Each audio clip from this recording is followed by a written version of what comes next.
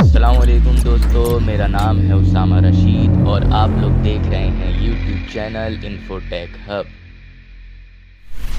عربوں کا اسلام سے پہلے کا دور ایک ایسے وقت کی تصویر پیش کرتا ہے جہاں مختلف قبیلے، رسم و رواج اور مذہبی عقیدے اپنی ایک الگ پہچان رکھتے تھے۔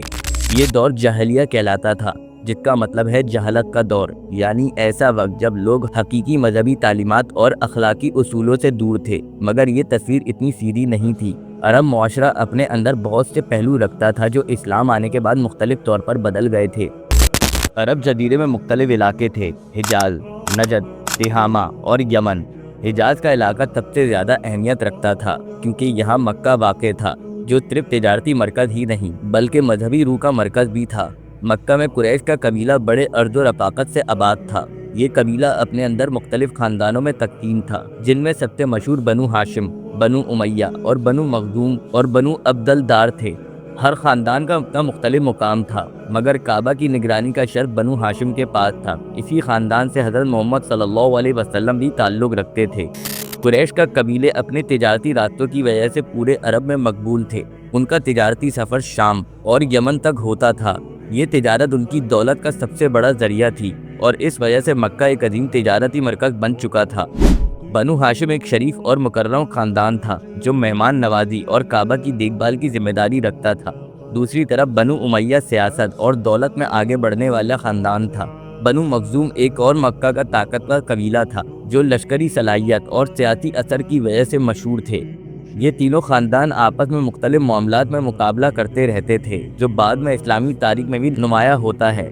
عرب کے قانون قبیلے واری نظام پر مبنی تھا۔ ہر قبیلہ اپنے اندر ایک مختلف پہچان رکھتا تھا، جہاں نسلی رشتے، عزت اور وفاداری سب سے بڑا اصول تھا۔ قبیلے کا سردار تمام فیصلے کرتا تھا۔ اگر کسی قبیلے کی عزت پر آنچ آتی تو وہ انتقام لینا اپنا فرض سمجھتے تھے۔ یہ خون کا بدلہ لینا ایک عام رواج تھا جسے تھار کہا جاتا تھا۔ مذہبی حوالے سے عرب لوگ بت پرستی میں مبتلا تھے۔ ہر قبیلے کا اپنا ایک الگ بت تھا۔ مکہ میں کعبہ کو مذہبی مرکز کی حیثیت حاصل تھی، جہاں 360 سے زیادہ بت رکھے گئے تھے۔ لات، عزا اور منات سب سے مشہور بت تھے جن کی پوجا کی جاتی تھی۔ اس دور میں لوگ اللہ تعالیٰ کے وجود سے انکار نہیں کرتے تھے، مگر یہ بت اللہ اور انسانوں کے درمیان وسیلے کی صورت میں سمجھے جاتے تھے۔ یہ عقیدہ شرک کی بنیاد بنا، جسے اسلام نے بعد میں ختم کر دیا۔ معاشرتی لحاظ سے یہ دور بہت ہی ظالمانہ تھا۔ عورتوں کی عزت کا کوئی خاص لحاظ نہیں رکھا جاتا تھا۔ بیٹیوں کے پیدا ہونے پر ان کو زندہ زمین میں دفن کر دیا جاتا اور یہ دفن کرنا ایک عام رسم تھی۔ اس دور میں شادیاں مختلف قسم کی ہوتی تھیں۔ کچھ شادیاں ایسی ہوتی تھیں جہاں ایک عورت ایک وقت میں کئی مردوں سے تعلق رکھتی تھی۔ شراب نوشی، جوا، زنا اور خون کا بدلہ لینا عام تھا، مگر اس کے باوجود عرب لوگ مہمان نوازی میں اور وفاداری میں مشہور تھے۔ مہمان کا اکرام کرنا ان کا فخر تھا اور وہ اس میں کوئی کسر نہیں چھوڑتے تھے۔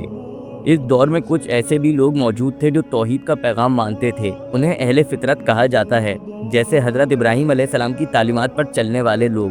یہ لوگ بت پرستی کو غلط سمجھتے تھے اور ایک اللہ کی عبادت کرتے تھے۔ حضرت محمد صلی اللہ علیہ وسلم کی نبوت سے پہلے یہ لوگ حق کی تلاش میں تھے۔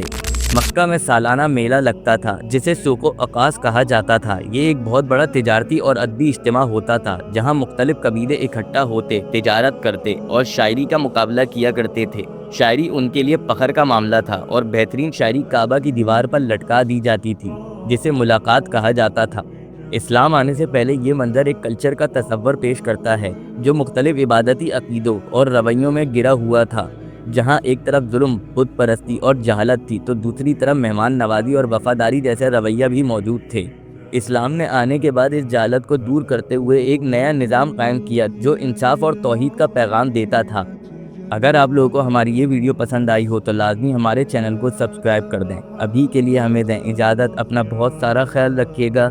اللہ حافظ۔